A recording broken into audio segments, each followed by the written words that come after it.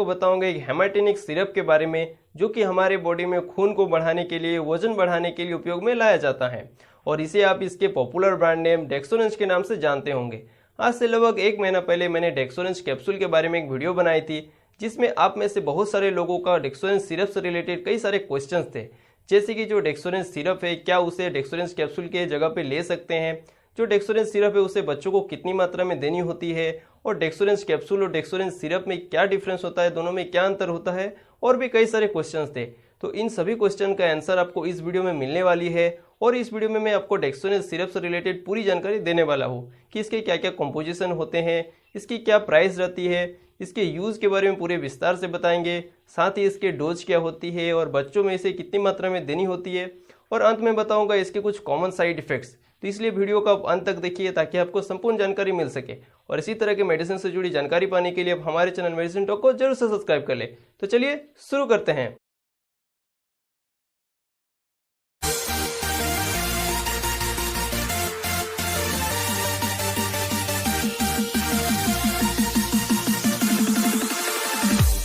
तो देखिए, Dexorange syrup एक हेमाटिनिक सिरप है जो कि फ्रैंको इंडियन फार्मास्यूटिकल कंपनी द्वारा बनाया जाता है और यह आपका 200 ml के पैकेजिंग के साथ आपको मिल जाती है। अगर बात करें इसके कॉम्पोजिशन की तो इसमें ferric ammonium citrate 160 mg, cyanocobalamin 7.5 microgram, folic acid 0.5 mg और अल्कोहल 95% कॉम्पोजिशन के रूप में प्रेजेंट रहता है। और इसकी जो 200 ml की आपको सिरप आती है वो आपको 145 रुपये MRP के साथ मार्केट में मिल जाती है। अब जान लेते हैं डेक्सोरेंज कैप्सूल और डेक्सोरेंज सिरप में क्या डिफरेंस होती है। तो वैसे तो ये दोनों की जो कॉम्पोजिशन रहती है इन दोनों में कोई भी डिफरेंस नहीं होती है, ये बिल्कुल सेम होती है। लेकिन जो डेक्सोरेंज सिरप होती है उसमें आपका अल्कोहल ऐड किया हुआ रहता है, क्योंकि जो सिरप होती है वो आपका अल्कोहल बेस पे बनाई जाती है, इसीलिए इसे लेने पर बहुत ही अच्छी भूख लगती है। और यदि कोई व्यक्ति है जो किसी भी कारण से डेक्सोरेंज कैप्सूल को नहीं ले पाता है तो डेक्सोरेंज सिरप को आसानी से ले सकता है। और इसे कितनी मात्रा में लेनी होती है, बच्चों को कितनी देनी होती है, प्रेग्नेंट महिलाएं कितनी लेनी होती है, इन सभी के बारे में मैं वीडियो में आगे आपको बताऊंगा। अब इसके यूज के बारे में पूरे विस्तार से जान लेते हैं, यानी किन किन बीमारियों में डेक्सोरेंज सिरप का उपयोग किया जाता है। जो मुख्यतः डेक्सोरेंज सिरप का उपयोग हमारे शरीर में खून की कमी को बढ़ाने के लिए किया जाता है।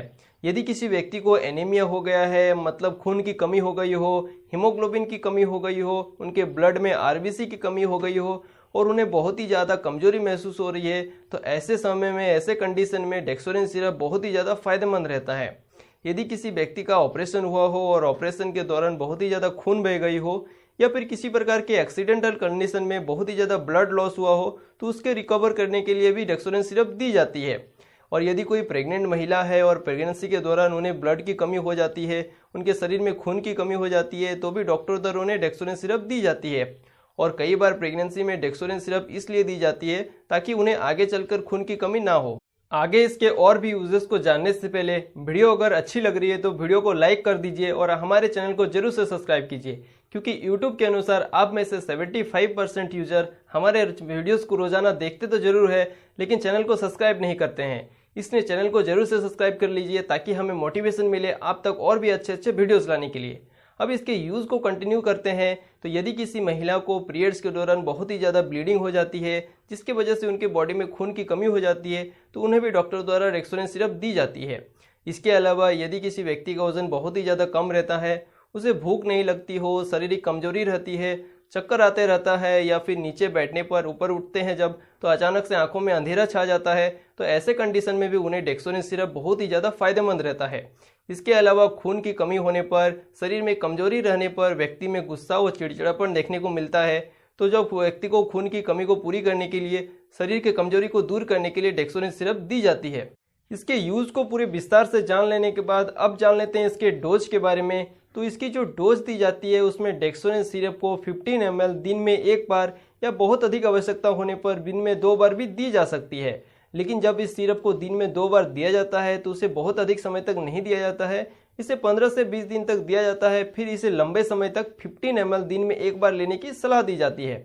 और अगर बात करें बच्चों की, बच्चों में कितना ml डोज दिया जाता है तो वह मैं बता देता हूँ। लेकिन जो 6 वर्ष से कम उम्र के बच्चे हैं उन्हें यह सिरप नहीं दी जाती है, उनके लिए डेक्सोरेंज जूनियर का जो सिरप आता है उसे दिया जाता है। लेकिन जो 6 वर्ष से अधिक उम्र के बच्चे हैं, जैसे कि जो 6 वर्ष से 8 वर्ष के बच्चे हैं, उन्हें 5 ml की डोज दी जाती है, और जो 8 वर्ष से लेकर 14 वर्ष के बच्चे हैं उन्हें 10 ml की डोज दी जाती है, और जो 14 वर्ष से अधिक उम्र के बच्चे हैं या फिर एडल्ट है उन्हें 15 ml की डोज दी जाती है। अब बात करें इसके ड्यूरेशन की, तो इसे सामान्यतः 1 महीने से लेकर 3 महीने तक दी जाती है, जिससे कि व्यक्ति को उसके डिजायरेबल इफेक्ट मिल जाता है। और प्रेगनेंसी में इसे 9 महीने तक भी दी जा सकती है, इससे कोई प्रॉब्लम नहीं होती है। अब जान लेते हैं यदि किसी को डेक्सोरेंस कैप्सूल की जगह पे डेक्सोरेंस सिरप देनी है तो उसे कितनी मात्रा में देनी होती है।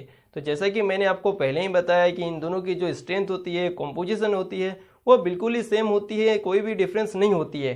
तो यदि किसी को डेक्सोरेंस सिरप की 15 ml दी जाती है तो उसे एक डेक्सोरेंस कैप्सूल के स्ट्रेंथ के समान ही उसके बॉडी को मिल जाती है। तो यदि किसी व्यक्ति को डेक्सोरेंस कैप्सूल के जगह पे डेक्सोरेंस सिरप देनी होती है तो उसे यदि 15 ml सिरप दी जाती है तो उसे एक कैप्सूल के बराबर का स्ट्रेंथ उसके बॉडी को मिल जाती है।